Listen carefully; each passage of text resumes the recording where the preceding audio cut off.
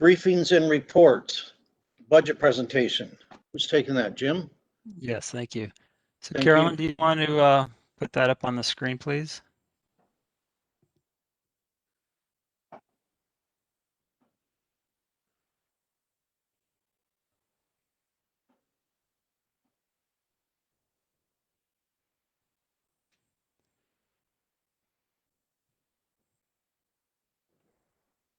So where we left off last time, we had a 3.6% increase for 2021.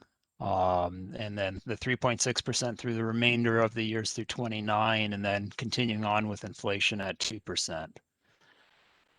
From what was presented this morning by Councillor Purcell, we had some good news from the Terrace Lodge redevelopment, and if that were used for tax reductions, that would provide a 0.4%.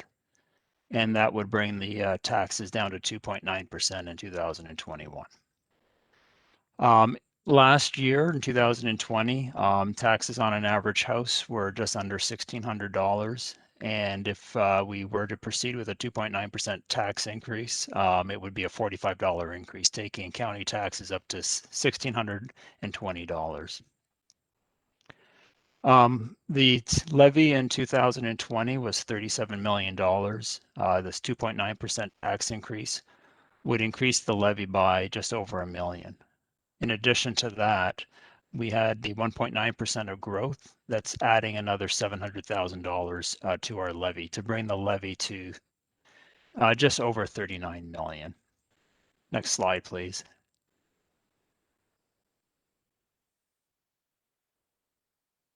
And you can skip that slide since we already covered that.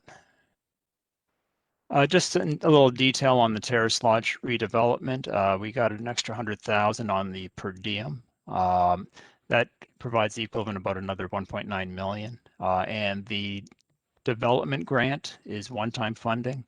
The details of that are still not completely clear, but it is a maximum of $2.5 million that we could get. So we only used a 40% of that for the purpose of the decisions that the Terrace Lodge Building Committee made. So that only used 1 million of the 2.5 million. And they were able to fund all of the various incremental or special components of the project, such as the chapel and millwork within that, and still return a surplus of 1.6 million.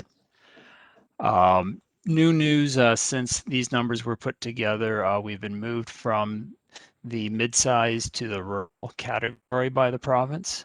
So that is providing us some incremental money that hasn't been included in this, and that the committee will, in all likelihood, then use to include as a provision for any things that future. 200,000 in a per diem, and then the maximum on the development grant goes up by about 400,000. So that means that we only used about a third of that extra money. So as Councillor Purcell said this morning, the committee has some provisions to cover them as this project moves ahead over the next 3 years. Next slide, please.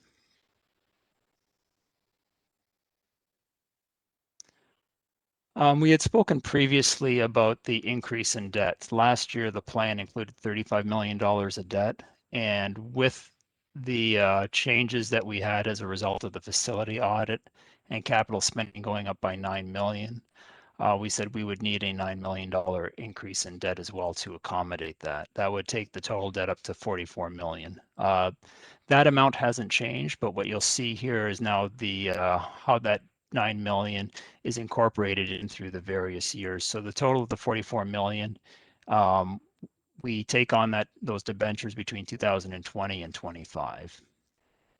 By the end of 2030, we still have just under $8 million of debt still remaining that hasn't been paid off. But we also are getting to a point where we'll need to then, as the debts come due in 2031, to start to replace those with a second tier of debts. And from my analysis, it looks like we'll need to take on about another $8 million in 2031 to maintain the cash levels that are required in the subsequent 10-year period. Next slide, please. Next, I'll take you through performance on both operating as well as capital. On the operating side, we have right now still subject to change as we're still working on our year end, but our preliminary analysis is showing 2.6 million of good news. That includes 700,000 from engineering and facilities, $300,000 in economic development, cultural services, which includes libraries, museum, and archives of 400,000. Interest income was 400,000 of good news. Pills and supplementals, which we spoke about previously, was 200,000 of good news. Social services, which is run by the city, has provided us some favorable performance of 200,000, and then some various miscellaneous items that take us to the total of 2.6. Next slide, please. On the closed projects, we're going to be just under 3 million, a slight change from what you see on this slide here. Engineering will be coming in at 2.2 million, facilities at 600,000, and other items at about 100,000 for a total of about 2.9. Again, preliminary numbers subject to change as we complete our year-end analysis. And just as a note, we are closing about $15 million of work against about $18 million of budget that was available.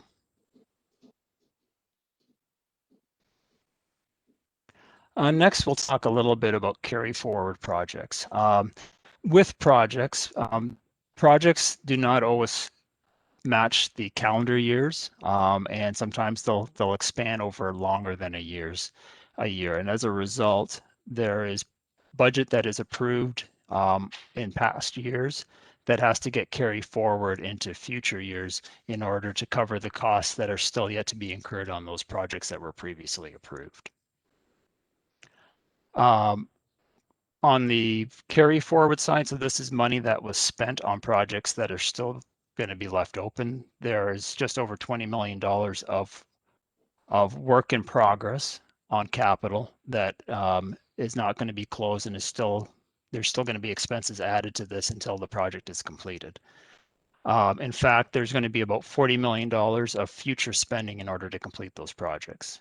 The bulk of the 40 million would be explained by the Terrace Lodge program. On the operating side, this is actually a carry forward of revenue and is explained by the Port Bruce Bridge funds yet to be received from the province and the feds. Next slide, please. Next, we'll take a look at our financial position. We've had positive net income in 2020 of about $12 million. That takes our financial position from 219,000 up to just over $230,000. You'll see there in the capital fund line in the middle of the page, the $6 million that relates to the debentures that we took on this year.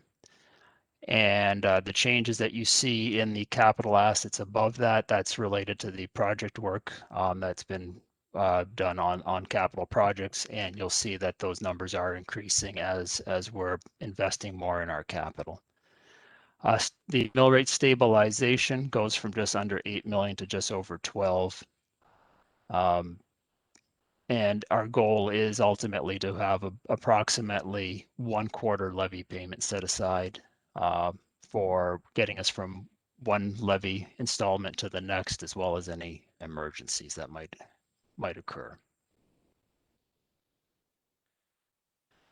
In the long run for our plan, what we are looking at is making sure that, as I speak of that mill rate, another way of looking at it is how much cash we have available for us to use. And in this plan, we will have residual cash at the end of 2030 of about $8 million. And that is, excuse me, I'm sorry, we have about $8 million of debt at the end of 2030 with $14 million of cash. The $14 million of cash is equal to the 1/4 levy payment. And as we move into 2031, as I mentioned in the previous slide, we will need to add some more debt in order to keep that cash from dropping down below the quarter that we like to have as a minimum amount in reserve for emergencies, and allowing us to make our payments to suppliers between our major inflows of revenue, which happen on a quarterly basis with the levy payments.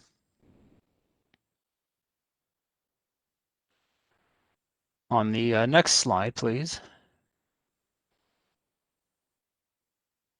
I'm sorry, and one more slide.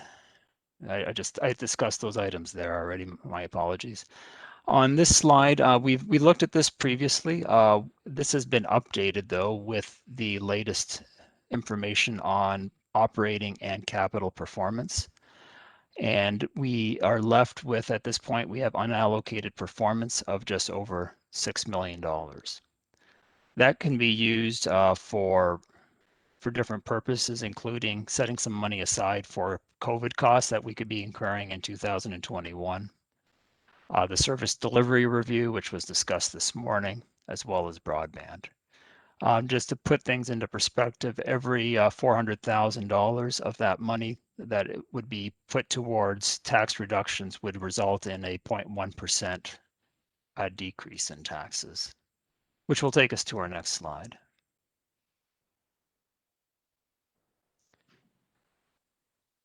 So Councillor Giguère had asked me to put together some alternatives for the committee to consider, and that's the purpose of this slide here. So option A is equal to what you saw at the very beginning of this presentation. That's the 2.9% levy increase, and that would result in a $45 tax increase on the average home. I've then done a variety of alternatives where some of that $6 million from the prior page goes towards tax reductions, and some of it is redeployed, either held in reserve for future spending or actually allocated to spending, approved for spending. And those range then down to alternative or option E, where we would put $4.8 million of that $6 million towards tax reductions, leaving just $1.5 million for spending. In that case, the tax increase would drop to 1.7% instead of the 2.9% that we find in the base alternative. And at 1.7%, that would be an increase of $27 on the average house. So at this point, it probably would be where we could pause and then allow the committee to have discussions in terms of what priorities they would like to see in terms of future spending, whether that's setting aside some money for COVID for 2021, how much should be put in for service delivery review from the feedback from this morning's meeting, as well as should there be something that's kept in reserve that could potentially be used for broadband once the connectivity committee comes back with recommendations that there is some money available for them. Jim, I have one question. When you say the average, what price do you put on the average house? Maybe it's in there and you covered it, but Yes, the average house is, I have is $259,000. I'll take two of them. Yeah, and that is at one point back when I started with the county 10 years ago, we had started with an average house of 200,000, and I indexed that as MPAC takes up assessment. So it was based off of that number from a number of years ago. So if council or this committee wishes for me to use a different base, I can bring that. I can email that out to all of you as so that you have that for information. Then use that for what I bring into council in February. I think if I remember hearing on the radio, I think the average house in London is a couple of dollars less than 600,000. That's the average. I don't think we're a whole lot less than that. So I think probably we need to adjust that. Would 400,000 be a reasonable amount to use, since we probably are lower than London? Well, we'll invite comments from the group. Dominique? Do we know what the average house, is there a way of calculating the actual average? I'm not sure there'd be an easy, accurate way of doing that. Mary? Just a question, Jim. Are these numbers, do they come from MPAC? Because we all know that generally when you get MPAC numbers, they're the estimated of your home's value is usually a bit less than what it typically would be on the market. So what numbers are we using? The actual real estate averages or MPAC numbers? So in terms of taxation is based off of MPAC numbers. That's a very good point. And as I index from one year's presentation to the next, I'm doing that based off of the average change in assessment from MPAC. So it is all MPAC based. Right. And so of course the MPAC hasn't really done anything with their numbers this past year, especially because of COVID, if I'm not mistaken. Correct. We have the rates are all frozen. The assessments are all frozen in 2020 into 21.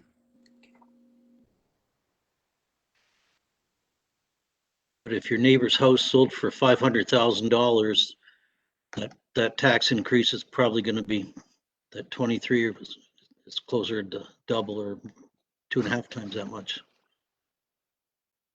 So it is. The public will probably point that out to us. Ed?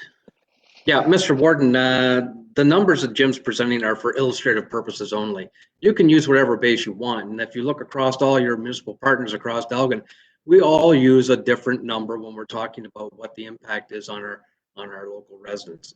So, you know, short of having something standardized across the county, we have no idea really what the impacts are in Bayham versus Malahide or Central, or even what the county's doing.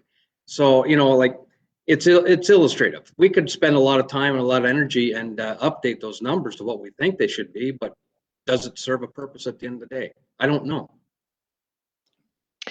Can I add something really quick through you, Mr. Chair? Sure. Just so you know, the average housing price that's being listed on the St. Thomas London Real Estate Board is for St. Thomas 440,000, I believe, at this time, and that was December 2020. Sorry, so in St. Thomas, the average sales price for home was 440,557. And that's December 2020. So if you wanted to use that as an average, that's probably fair. Okay, thank you. Ed? Yep, just to reiterate Jim's observation though, real estate market isn't the gauge that taxes are assessed against. It's against the assessment value as assigned by MPAC. And those numbers were actually calculated in 2019. So, you know, the current value today is of interest. But again, so what? You know, the numbers that are being presented are for illustrative purposes. You can say, hey, my house has an assessment value of $600,000, but we know what the impact is on a $249,000 value that Jim's presenting. You can do the math and figure out what the impact is for you.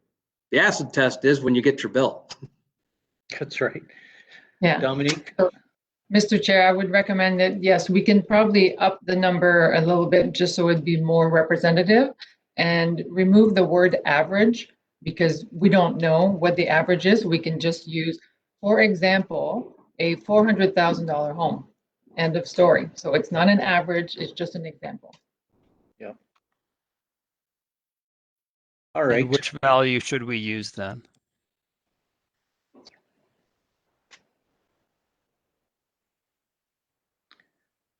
Is 400 reasonable then?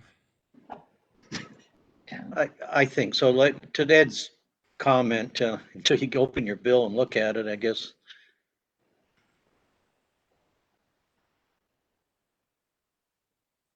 Yeah, I would be fine, like because it's MPAC numbers. If sales is more in the 400s, maybe we do 350, a bit more realistic at least than perhaps what we're using now. But it is an arbitrary choice anyway. Are we happy with 350 then? All right. Try that and carry on, Jim. Sorry to Yep, pick on happy you. to make that change. Now, Mr. Chairman, if I can ask, it is anticipated that the funding requirements for anything that was discussed this morning would be coming out of the unallocated performance reserve. I see heads nodding. I assume so, yes.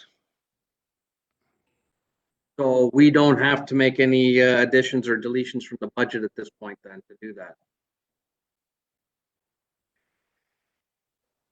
No, correct me if I'm wrong.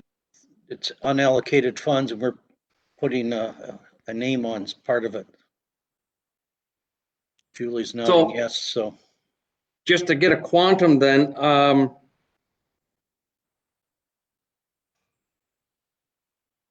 we're looking at about a possible additions of somewhere in the neighborhood of what, 800 to 900,000 through everything that we discussed today.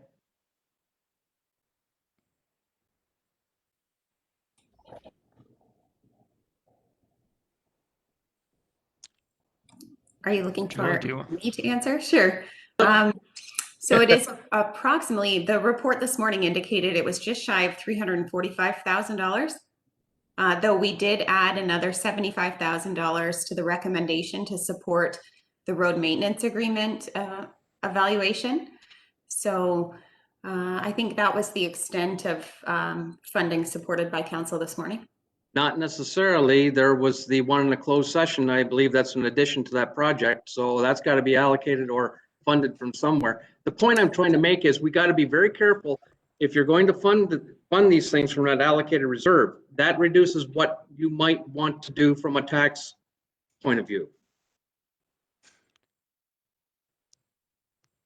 So Carolyn, can you put up that last slide again?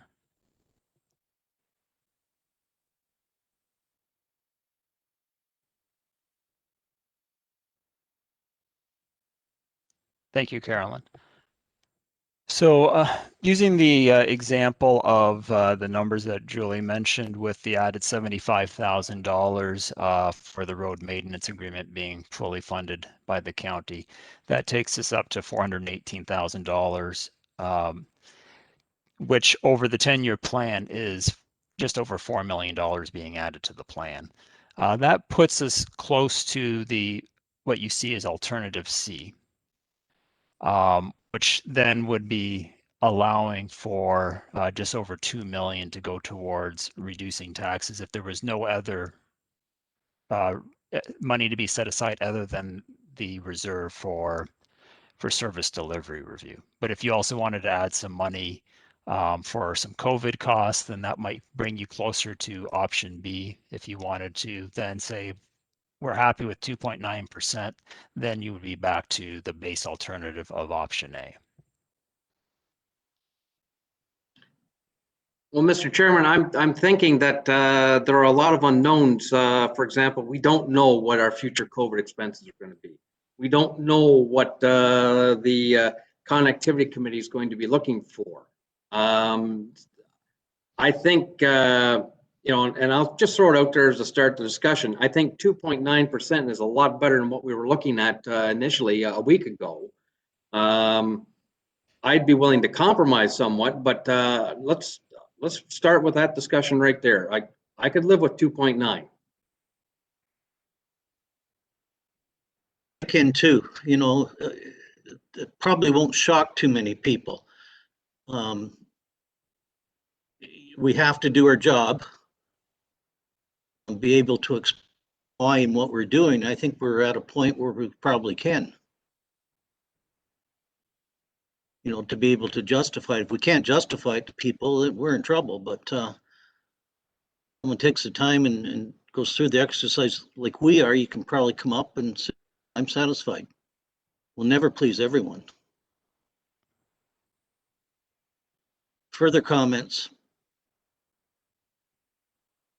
A comment, Mr. Chair. Go ahead, Mary. I see where Ed's coming from, and it does make sense. I think we're kind of grasping at straws when we do not have a specific amount or close to a specific amount that the connectivity committee are going to be requesting. So we're just taking a shot in the dark.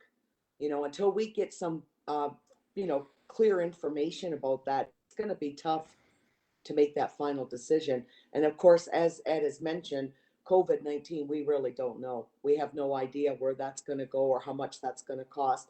We certainly do know how much the service delivery is gonna cost, what we're gonna be doing with that. So that helps. We've got numbers for that. So I'm not sure, does anyone have any idea what the connectivity committee are even thinking about, like a ballpark figure? Do you want to tackle that, Julie?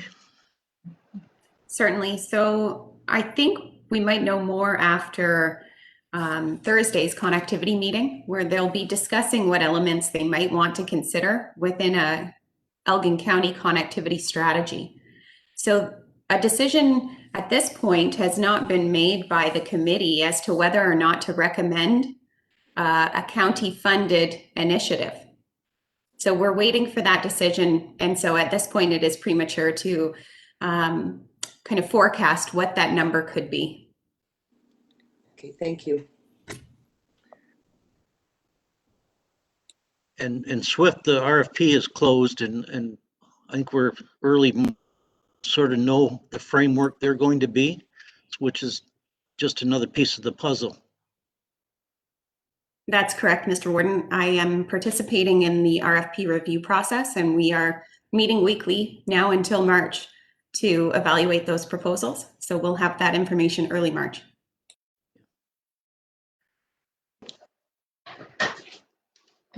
Mr. Chair, it's Dominique. Go ahead. Yeah.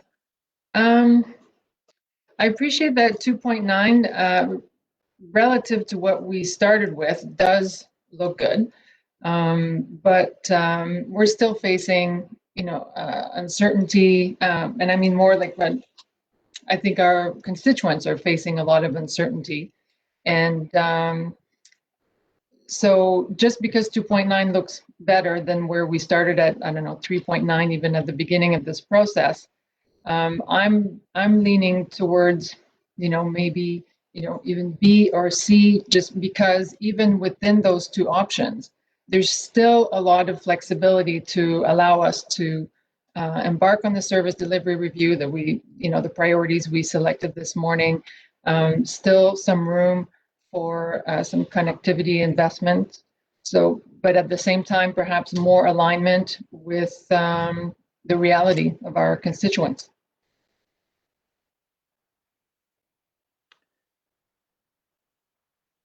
Well, that you're right with the uncertainty of COVID, and it's a guessing game.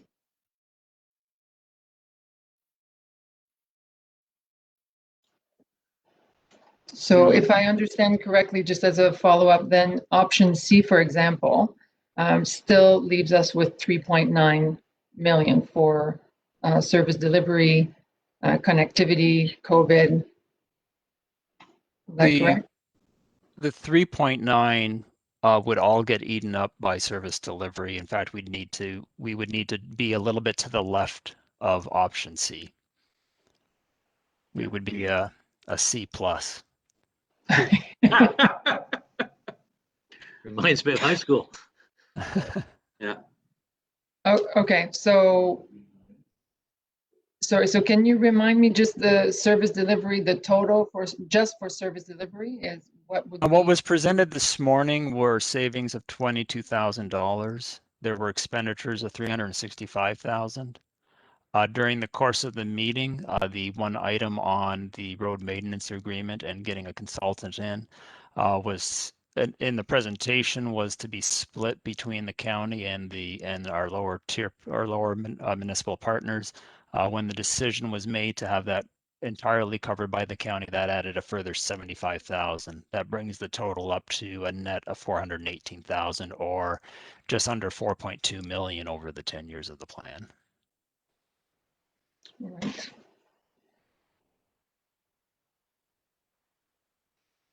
So, yeah, perhaps, I don't know how staff feel about option B in terms of if that's enough flexibility for the uncertainty.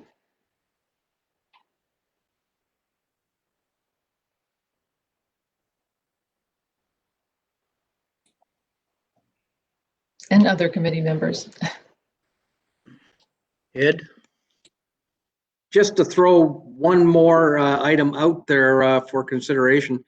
I know that in past council meetings, there has been expressions of trepidation with respect to the stability of the 2021 year, or even looking forward to 2022 from upper levels of government funding. And I know that one of the earlier comments from Jim was that you may wish to use some of that unallocated reserve if there's anything left for a future write down on taxes. So the point, what I'm getting at is, if we use the PIL up or allocate it this year, what are you going to do next year? I'm just throwing that out there. Mr. Chair, I have a comment. Go ahead. I think basically this committee knows that anything we suggest, it all has to go back to county council anyway. We could go with option A and then have a further discussion at council, and perhaps other councillors will see it differently and may want to go with a different option. And that just leaves some room, because we're still waiting, like, as Julie said, there, you know, the connectivity committee is going to be meeting shortly. So I believe that we're going to be bringing this forward at our next council meeting, if I'm not mistaken, right, Jim? This is the intent was the next council meeting would be to approve the budget. But at that point, we could still have that discussion. Just because we bring something forward and say we believe A is the way to go, council could still say, no, they don't agree with it. And if we have more information as the committee that's working on the budget, we could certainly discuss that with council at that time, if we learn more information between today and our next meeting, right? Yes. Hi, Mr. Chair. Yeah, I agree. I think council could be presented with options as well. I don't believe the connectivity committee still has some work to do in terms of identifying goals and then even costing out those goals. So realistically, I can't see that we would actually have a number, an actual number to suggest in 2 weeks. So, and I think, so it looks like the service delivery review, we already ballparked that amount. The COVID costs will remain unknown, and I think that is a, you know, a safety that we're putting in. So I think that's a good point, Councillor French. At the same point, I'm not sure, in fact, that in 2 weeks we'll have more information. That's fair enough. And if I may, just on an earlier slide, Jim, I think, so you're projecting right now, so let's say we go with 2.9, that future years potentially would be at 3.6, or, so that's the projection, that as far as trying to stabilize a tax rate, is that correct? So it could be, if we are looking potentially at 3.6 for next year, it could be that in fact 2.9 is the smart way to go and the safe way to go, with the possibility of reducing the 3.6 next year and carrying forward some of these surplus, so to speak. So I would be in favor of option A with that approach.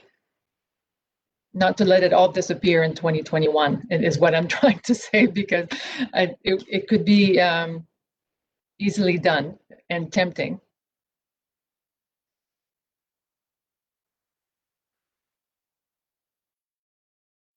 What do you think of that, Ed? Well, yeah, she just talked me right into my own argument.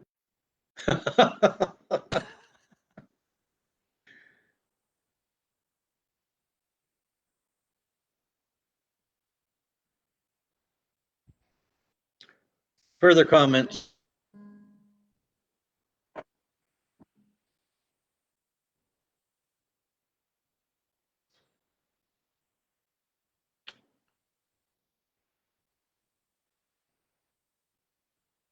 Are we ready to make a consensus on A or not?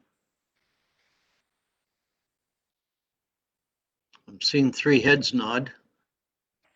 I'm willing to go. Is that the direction?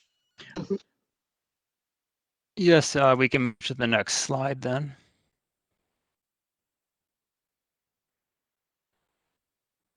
Then the motion would be that a 2.9% tax increase on the average home be presented to council on February 9th, along with associated operating budgets, capital budgets, and tax rate schedules.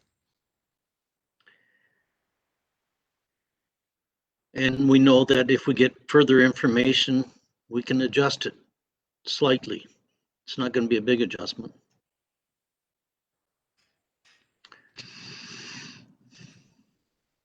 Are we good with that?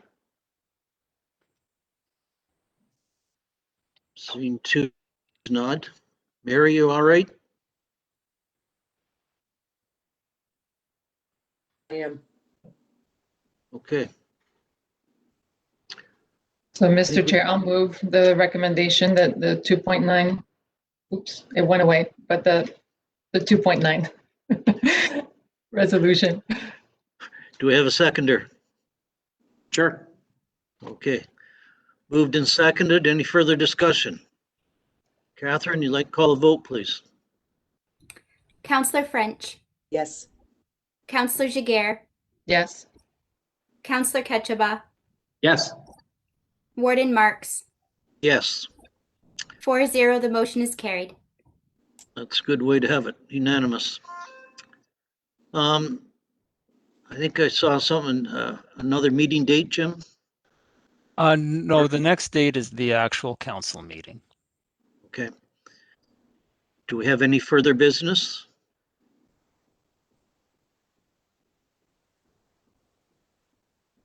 Go ahead, Julie. I think it might be helpful to get some guidance from the committee about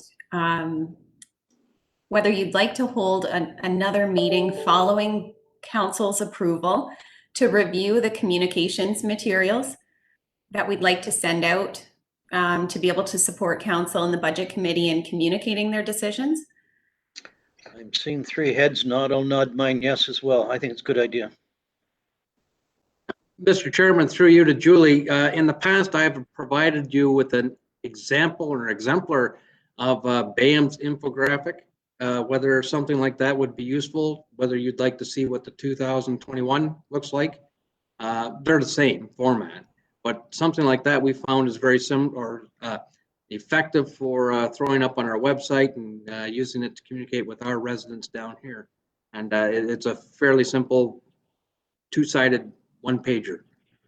Yes, I agree. It is a really powerful tool that your team has developed. So we have collected a number of kind of best practices that we've identified, and we've already started working on what the framework is. And then once we have an actual decision, we'll slot that information in, gather the committee for your thorough review, and then present it to County Council. And Mr. Chair, a question, if I may, and maybe to Julie, in terms of the role of the budget committee, since we are leaving a fairly large unallocated fund, would it be agreeable to this committee that the recommendations for allocating those funds would come to the committee first for deliberations before going to council? Certainly, I think through you, Mr. Chair, Councillor Jiguer raises an excellent point, which is that the budget committee's work isn't just seasonal work. The budget committee should work throughout the year to support any major expenditures or any changes to forecasted budgets. So we'd be seeking your support to review and evaluate that information before it is presented to council in the future. I think that's an excellent point, and I'm seeing heads nodding again, so we'll go with that. Thank you. Okay. All right. Anything further? I just want to say thank you to staff for an excellent process, and I it feels so long ago now when we started maybe in November, and all the presentations, including from all the departments. This was an excellent process. So amazing work. Thank you so much. And if I may, Mr. Chair, I'd like to echo Dominique's comments. Thanks to staff, you've done an amazing job, and I appreciate that you've accommodated us because we did ask a lot of you, and we really do appreciate all your hard work. And you know something, I think this is the right way to go, and I think we're making really good decisions with all your help and guidance. So thanks so much. Mr. Chairman, I will add my me three comments as well. I agree with both of my colleagues so far, and I would just simply like to add that each process that we go through this, it's a learning experience. I learn more and more about county operations as we go. If you're trying to keep them secret, too bad. We're learning.